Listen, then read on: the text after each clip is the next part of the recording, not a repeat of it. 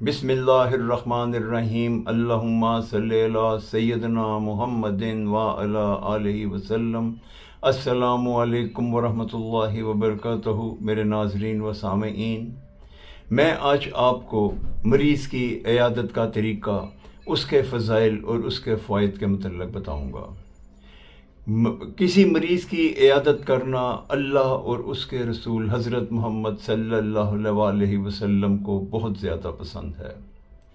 अब पहले मैं आपको उसका तरीक़ा बताऊंगा कि जब कोई बंदा बीमार हो और हम उसकी इयादत के लिए जाएं, तो हमारे पे ये वाजिब है कि हम सबसे पहले उस बंदे से, अगर वो गुफ्तगू कर सकता है तो उससे इजाज़त तलब करें।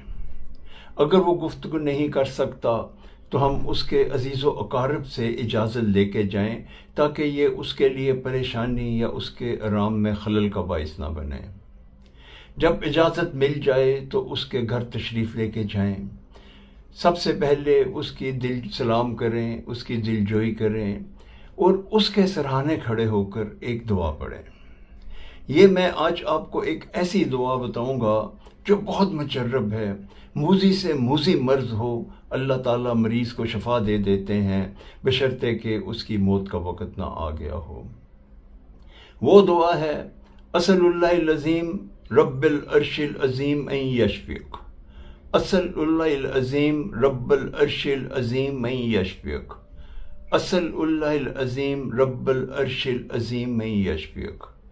ये मैंने आपको 3 मरतबा इसलिए दोहरा दी कि आपको समझने में आसानी हो जाए। ये दुआ मरीज़ के सरहाने खड़े होकर आपने 7 मरतबा पढ़नी है।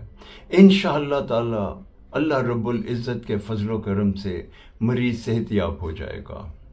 अब उसके बाद उसके पास बैठ के उसकी दिलजोई करें, उसकी खैरियत पूछें, मगर ये देखें कि ये आपका बैठना इतना तवील ना हो कि जो उसके लिए बाइस दुश्वारी हो।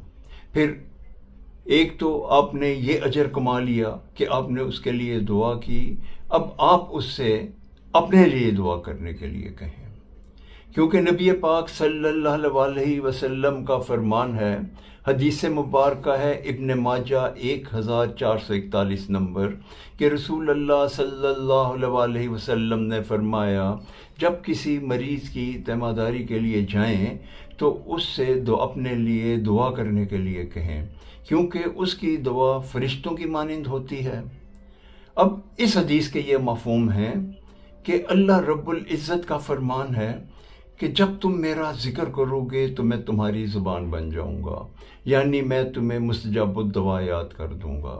फरिश्ते जो हैं वो तो हर वक्त अल्लाह के ज़िक्र और फ़िक्र में मशगूल रहते हैं और वो अल्लाह के हुक्म के बग़ैर कोई अमल नहीं करते।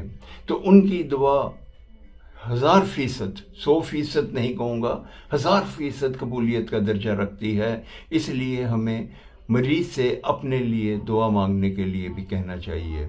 इससे ये होगा कि हमारी हजात भी, हमारी मुश्किलात भी अल्लाह रब्बुल इज़्ज़त दूर फरमा देंगे और इससे हमें अजर अज़ीम भी मिलेगा और हमें अपना फ़ायदा भी मिलेगा।